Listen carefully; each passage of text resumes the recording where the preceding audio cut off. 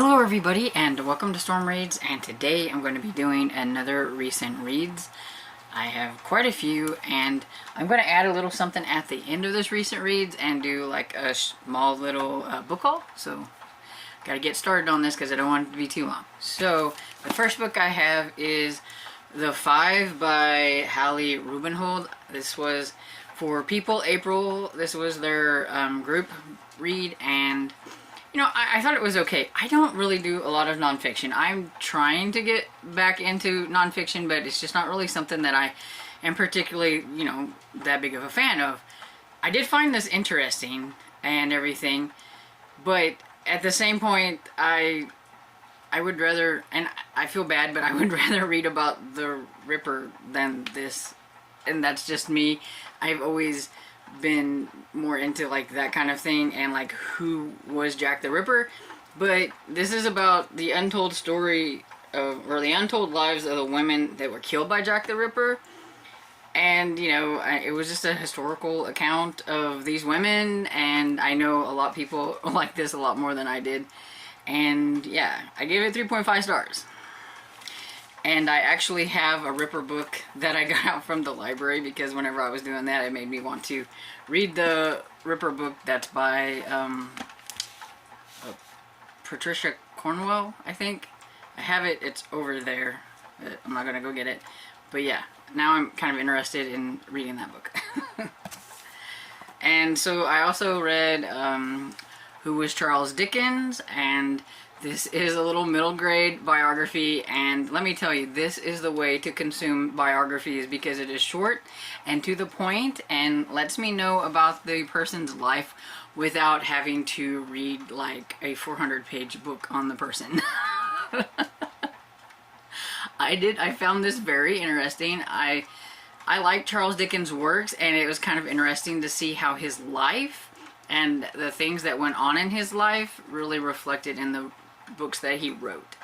And so next time I read a Charles Dickens book, it's going to make me think about how his life was whenever he was deciding, you know, to write this book or whatever. So I found that interesting. I give this 4 stars.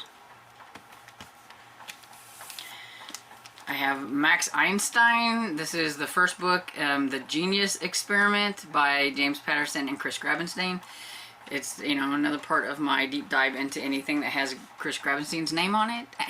And this was cute. It's Max Einstein is an orphan, and she doesn't even really know how she got the name Max Einstein, and she doesn't know if she's any kind of relation to like Einstein, but she's very, very smart. So there is something up with that, and there are some, of course, good guys that want her help and bad guys that want her help, and so she is with the good guys. They come and get her to take her to have, they want to put her through like a series of tests with some other kids to see who's going to like win. So it's kind of like a game thing, but she didn't think she was doing very well at all, because, you know, she didn't really see what the big deal is about certain things, because, you know, just like kind of Einstein, like her mind doesn't work the same way as a lot of other people, and she would rather go straight to this question and ask this than to mess with any of like this over here. And so, but she is like super smart, and that is why the bad guys want her. They're called the Corp, and it stands for something, but I don't remember what. And anyway, the person who runs that knows who she is and knows about her, and I know it has to have something to do with her last name being Einstein. And so he really wants her because he needs her help doing some things. And so yeah, it was cute. I gave it 4 stars, and I'm guessing they had to get permission from the Albert Einstein like foundation or family or whatever, because it says authorized and official and authorized, and it has Albert Einstein here. So that's kind of cool. And then I finished the graphic novel of Spy Camp by Stuart Gibbs. This sucker is heavy for a little book. And I really enjoyed it. It was a lot of fun going back to the story for the second time, reading it in a different format in the graphic novel. And I'll show you some pictures. I really like the artwork. in here. It was really cool. And yeah, I like this story. I think I liked it a little bit better the second go around. That now that I've got like a pretty firm grasp on the whole spy school, because I've read the whole series, at least up until what's out now. I'm hoping it's not finished. I like Ben a little bit more now that I kind of have gone through the whole thing and everything than maybe I did at the beginning. Yes, it's kind of silly, and Erica's father, Alexander Hill, is a goofball and everything, and he's a goofball in this one. But yeah, I think I kind of just liked it a little bit more the second go around with the just seeing them in the graphic form and all that stuff. And so I give this one 4 stars. It was fun. He thought he was going to get the summer off, but nope, he has to go to summer camp where he's supposed to learn like some big CIA stuff, you know, how to survive in the wilderness type things. But of course Spider is still after him, and that happens, and then they're going to have to, you know, deal with Spider and all that stuff. And I listened to Cover Her Face by P.D. James. It's the first book in the Adam Dalgliesh series. I've watched the show on Acorn, and I was kind of curious about the series, and I will have to say that this really didn't interest me a whole lot.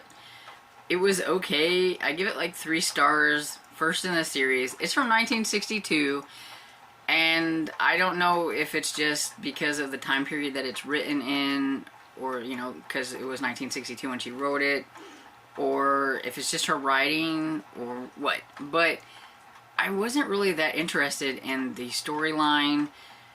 I just didn't really care, and I didn't feel like there was enough of Adam Dalgliesh in here to even really get a handle on how he is as an inspector. And so that was kind of it. So it's about Sally Jupp, who gets a job as a maid at this kind of fancy place, and she ends up dying. She has a little baby. You find out like nobody likes her. She's supposedly engaged to this doctor guy that's at this house all the time and things, and other people are like, I don't believe that, because she just didn't think that the doctor would go for her or whatever, and things. So there's just, you find out like pretty much everybody in the household really didn't like care for her that much, and so it was kind of hard to figure out like who might have actually done it. And I will say that I was very surprised at who the killer was. That you know, kind of came out of nowhere and everything. So there was like that little twist at the end. But other than that, it was just kind of bleh.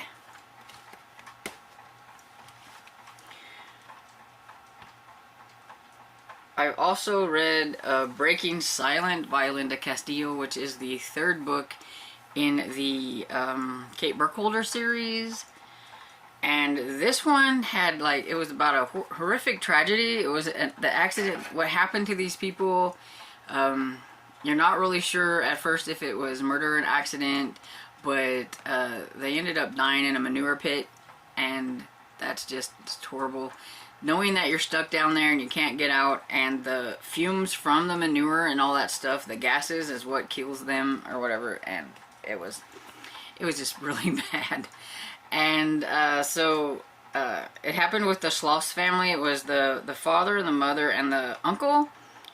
And so Kate Burkholder has been called out to this and trying to figure out exactly what happened. There are the 2 teenagers, and then there were, I think, 3 younger siblings. And so they're trying to figure out exactly what is going on. Meanwhile, their other uncle is not Amish anymore, and he wants the children, but they're not really sure about if he should have the children. But it's a social services thing, and of course the Amish want to keep them Amish, and there's like the battle between that. And the more and more that Kate Burkholder and some of the other cops and what's his name, Tomasetti, start to look into things, it seems like there could be some strange goings-on within that family or whatever it is. And Yeah, it was really good. I felt really bad for Kate Burkholder at the towards the end and everything. And you know, she was feeling really bad for like these children, but it was something that she had to do that I felt really bad for her. I really like this series though. I give it 4 stars. And I'm currently reading the 4th book in this series. The next one I have is The Grand Sophie by Georgette Heyer. And this one is one I got from NetGalley, so it's kind of like an e-arc without it being like really an e-arc, because this book's been out like a long time because it came out in the 50s, but they redone it with a new cover, of course, because they had to make it look like Bridgerton. I don't know why. Actually, I kind of like the older cover, and I will put it here. I like it better. It's like, why does everything have to look like Bridgerton? That's a rant for another day, I guess. But anyway, so it is about Sir Horace, who has been called to go to South America, and so he asked his sister if it was okay if he drops off Sophie, his daughter, at their house, even though I'm sure Sophie is old enough to take care of her own self, but you know, they're in that time period where they don't, and they think that they have to put them somewhere, and so she goes to live with her aunt and her aunt's son and his siblings. And so Charles Rivenhall is like the guy who is running the place, and Sophie sees that the things there just they need some help. They need some fixing. They need some Sophie fixings. And she's a bit of a person. I don't know, she kind of comes through there like a whirlwind and just mixes everything up. Really makes Charles mad. So he does not like his cousin at first. He's like, you know, you need to leave things alone. This isn't your household. These are my sister. I will deal with it. She kind of had her head in clouds, and she was really into this poet, and they don't want her to marry this poet. They want her to marry this other guy. But Sophie's like, you know, if you let her hang out with him enough, she'll see he's really boring, and she won't like him, and she'll go to this other, you know, guy. And so she keeps trying to fix them up a little bit, and makes him mad. And then there's some other things that happen, and yeah, like she just really turns their whole household upside down. I'm guessing that's why it's called The Grand Sophie, because she just kind of comes in there and does stuff. She brings a monkey for the children. I mean, that is kind of how she is. But I thought, as much as I thought that was fun and it was very humorous and all that stuff, it wasn't very much of a romance to me, because he doesn't like her, and he's engaged, and he doesn't really like her. And even up towards the end, he has mixed feelings about her. I know kind of a turning point, I think, of where he started to see, even though she's like turning his world upside down, that there were some things that she did that he really took to heart. And I think I could see where the turning point is, maybe for his feelings, but at the same time, he still would say things that he didn't like her, didn't want her doing. He would get mad at her doing certain things and everything. So it just didn't really feel much like a romance. And it's like all this happens, and then at the end it's happily ever after. And I don't know. I liked it. I give it like 3.5 stars. I liked it, but it just wasn't, you know, great to me anyway. And let's see, what else do I have? Oh, I have 2 picture books that I read. One of them is I Want My Hat Back by John Clausen, and I believe he was the author illustrator of that one, and it's cute. It's about a bear who wants his hat back. He's lost his hat, so he goes around asking the other forest creatures if they've seen his hat. If they have his hat, he wants his hat back and everything. And it was cute. I don't really think that the bear looks like a bear, but the illustrations were okay. And then the next one was I Will Chomp You, and this one was by Jory John, and I think the illustrator's name was Bob Shea. Yeah. And this one, it was really quick, really cute, but it was about this monster with like these big teeth, as you can see here. And he doesn't want you to turn the page. Do not turn the page because he will chomp you. And then he tries to chomp you, but you're just too quick and you move out of the way. And he's like, don't turn another page or he's going to chomp you. So, and basically is because he didn't want you to get to the end of the book, because at the end of the book it has his cakes and he doesn't want to share his cakes with anybody. So, I mean, that's pretty much it. But it was cute.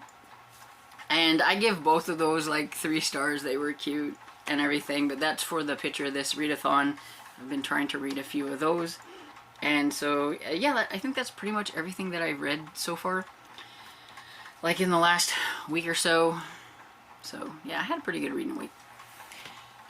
And so now, on to the goodies, because I got a little bag full of stuff. And I do have one thing over here. I've been using my Pango bucks that I've been getting whenever I sell something to buy books that I'm wanting to collect. And so I got Poached by Stuart Gibbs. It's part of the Fun Jungle series. Now I have 3 books from the Fun Jungle series, so I'm, you know, slowly collecting them.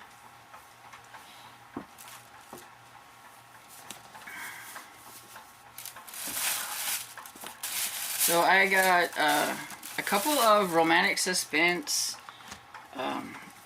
looks like newer Harlequins. Yeah, these come out, this one is from October 2021, and this one's from January 22. And so we have, it's a Colton 911 Chicago series, Forged in Fire by Linda Warren. I just like the covers of these are really pretty. And this is part of the Coltons of Grave Gulch, and this is Proving Colton's Innocent by Laura Lacombe. And yeah, so these were 2 for $1, so those. And the same with these, they were 2 for $1. And these are in really good condition. They're silhouette special editions, so I went ahead and got those. And we have Hunter's Woman by Lindsay McKenna, and Kate's Vow by Cheryl Wood. Yeah, Cheryl Woods. And this says it's part of That Special Woman. So, and this one is part of the Morgan's Mercenaries. And so yeah, I like that they were in really good condition. So, and okay, this one's from '99 and this one's from '93. So that's cool. My big find, or what I find is my big find, was these 2 that are strapped together. They were the 2 for $1.99, but it was this top one here that I seen that is the reason I got it. And that's because it is The Dangerous Lord by Sabrina Jeffries. This is the 3rd book in the Lord's trilogy. I've read the first one. I have it. That's Pirates, and then I read, or the Pirate Lord, and then I read The Forbidden Lord on ebook. And now I've got this one, which is The Dangerous Lord. So I've got this 3rd one. I have the first one in paperback, and now I have this one. So I am on the hunt for the 2nd book in this trilogy, so that I can have the whole trilogy, because I've really enjoyed it. And I can't wait to get to this one. I may have to read this one sooner than later, because I'm really curious about it because of who it's about. And it came with another Sabrina Jeffries, which is always cool, and that's If the Viscount Falls. And so I don't know what series this is from, but I'm sure it's probably from a series. Oh, here it is. It says 4th in the Dazzling New Dukesmen series. There we go. And yeah, that's pretty much it. It's just a short little book haul. Can you believe it? A short little book haul. I don't know. You all have seen some of my book hauls. So yeah, so have you read any of the books that I have talked about? Please let me know what you thought about them down in the comments. Let me know what you've read recently. And I hope you enjoyed this video, and if you did, please give it a thumbs up and subscribe, and I will see you all next video. Bye!